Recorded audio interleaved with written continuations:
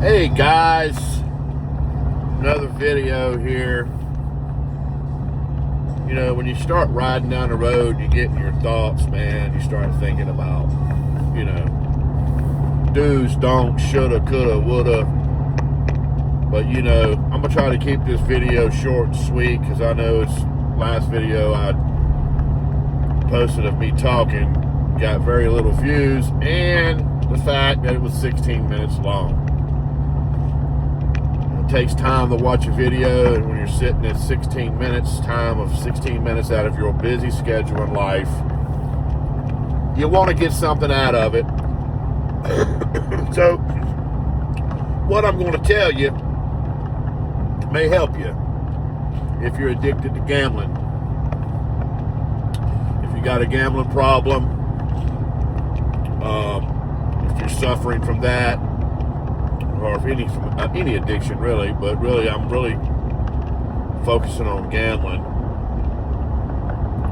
I'm going to tell you right now, if you don't have any control when you gamble, you're going to be in trouble. Maybe not right this minute, but if it gets a hold of you, young people, be careful. Just make it fun if you do, but if you can't, don't do it at all. I mean, if you know what I'm saying? If you cannot gamble, just don't gamble. Because those casinos, man, they're designed to take your money. They have the edge. And the thing about it is, I love to gamble. I want to gamble. I just don't have the money to do it. Like, I've lost so much money in doing it, trying to, I've won big money. I've been good at it. Won big money jackpots. I think my biggest was $28,000. But, some people's probably won bigger, these bigger names. Of course, they got bigger money. $28,000 is a lot of money to win, and it's a lot of money to lose. It's never enough. That's the thing about being a compulsive gambler. It's never enough. You never can have enough. You will never have enough. It's always that next jackpot. And I'm going to tell you a secret. You'll win, but in your mind and your thoughts, when you win, you may leave. But if you're a compulsive gambler and you like to take risks, you'll be back there, and the chances are 9 out of 10 times you will give those winnings back trying to win again. And that's just the way it's designed to do in your brain. Your brain, that euphoria, the winning, wanting to win, thinking you could win it back, borrowing money, chasing dollars, trying to get back losses. Man, look, I've spent countless hours in the casino when I could have been doing something with my family. I spent hours chasing after losses.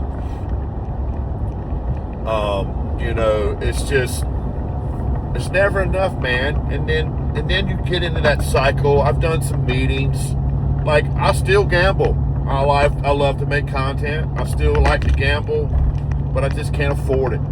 You know what I'm saying? Like, I'll sneak off every now and again and get her done, but I just can't afford it.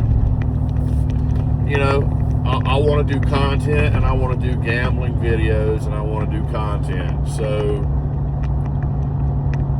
I've paved my way to where I'm at today, and I wanted to make a post about gambling addiction. A friend of mine told me, hey, why don't you do gambling and addiction? Well, you really don't like to put out your problems and your addictions to people. I'm not a recovering gambling addict. I am a gambling addict. I love to gamble. So let's just make that clear. I gamble. No, I don't sports bet, but I'll play a slot. I'll play blackjack, baccarat, and there's been times where I've won. But in the end, I've lost it all. You can't never have enough, like I said. And it's tough, man, because There's more to life than giving your money to the casino. There's more to life than robbing your time away from your family when you can be doing other things with your family. When you spend those hours away, you cannot replace it. Now, these big influencers, they got big money. They can afford to spend countless hours away because they're making videos that's going to pay them because people watch their content. When I was thinking about, I'm talking about NG Slot, I'm talking about Lady Luck, Matt, Vegas Matt, Raja.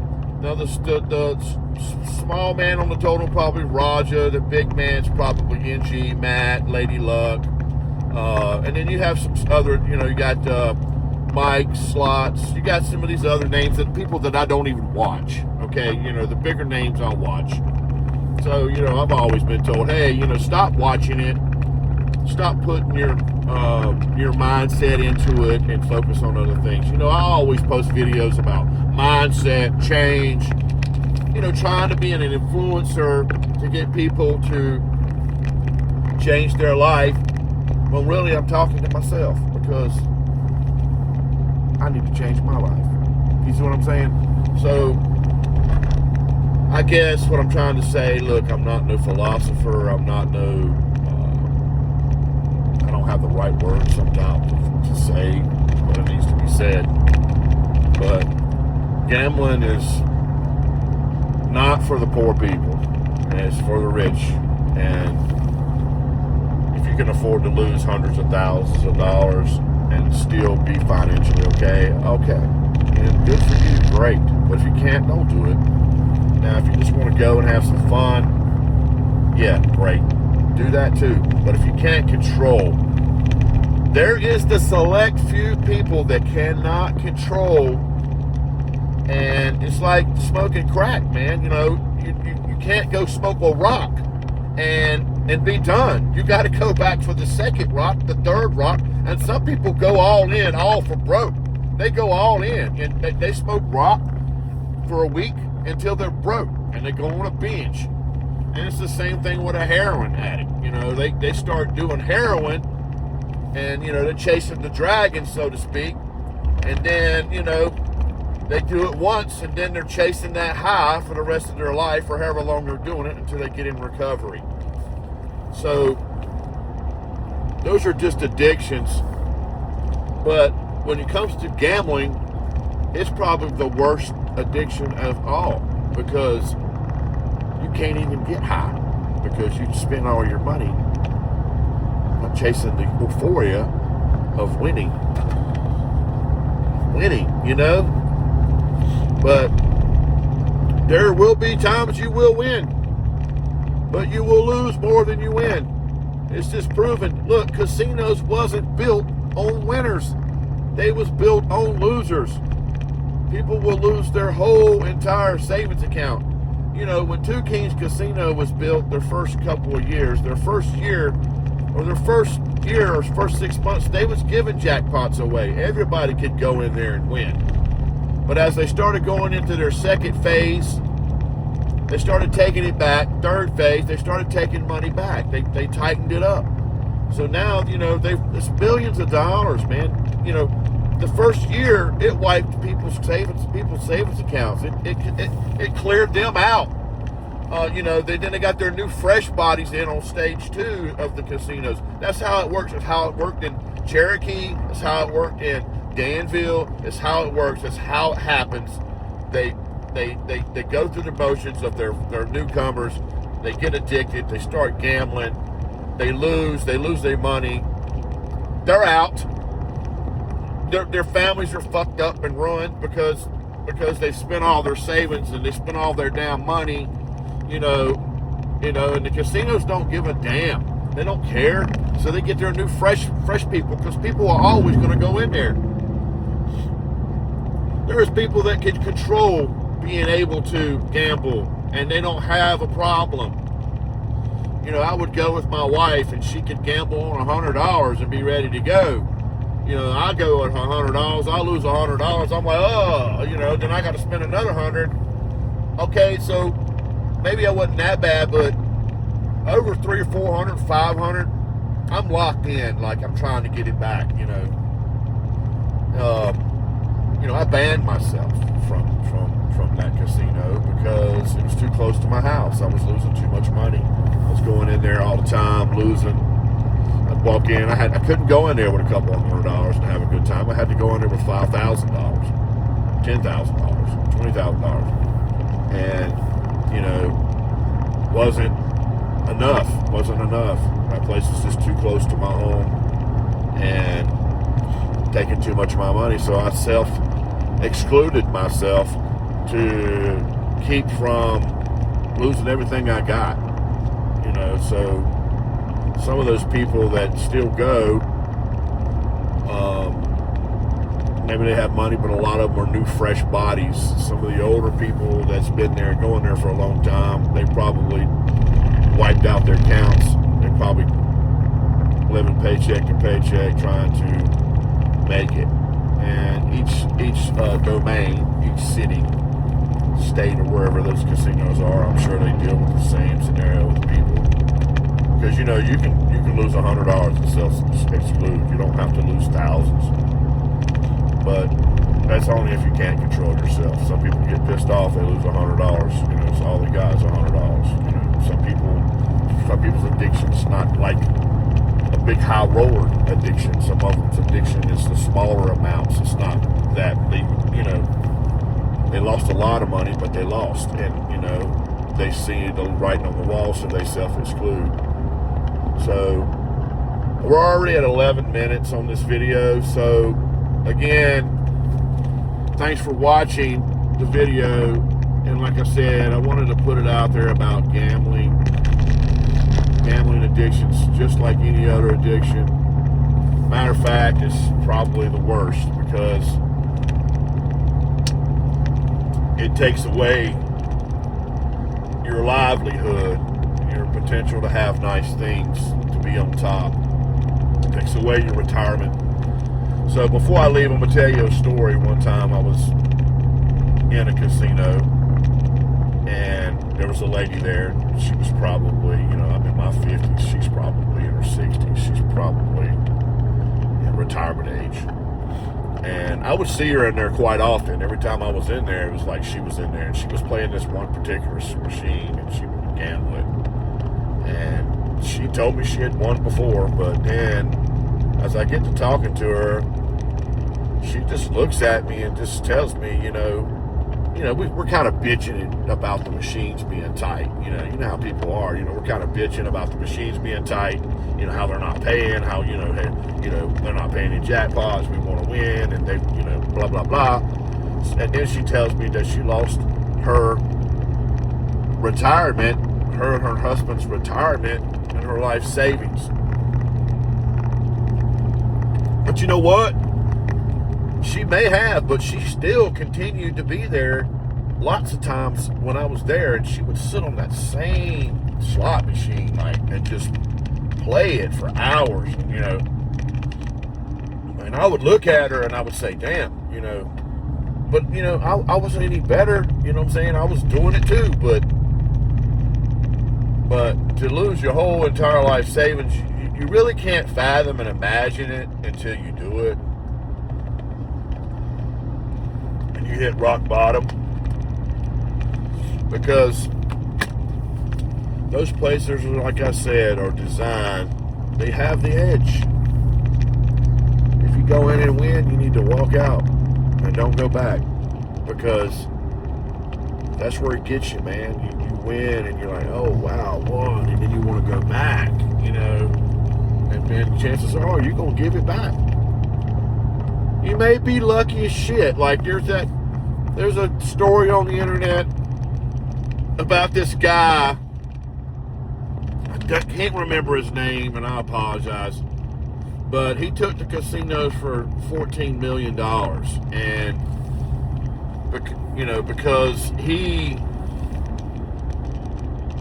had a certain strategy that he played, and he negotiated with the casino certain rules in the strategy about, dealers got to hit 17, and he could split more aces more than 2 times, and some other rules. And he would use those rules to his benefit. He would catch the dealer making mistakes. And I'm not saying that's the only 2 rules, okay? You have to find the video. You just look up man wins millions of dollars from casino, and he did like a Barbara Walters interview, but it wasn't Barbara Walters, but it was somebody like her. So, and they did this interview, and he, where he tells you what he did. But there's a select few that can win like that. When you have millions, he was betting $75,000 on each hand of blackjack. So a lot of casinos won't even let you bet that much. You have to negotiate being able to bet those amounts. And then when you negotiate and you set those type rules, and then you get, if you can get like a 0.5% or 1% more edge than the casino has, then you can win, because he proved it. He did it. But a lot of people don't have that leverage to go in and say, hey, I want to play blackjack, but you got to change the rules for me. Because a lot of them, they hit 16, they stand on 17, and then some of them, they don't have surrender, and then they burn that card in between each dealer, which that gives this casino more edge.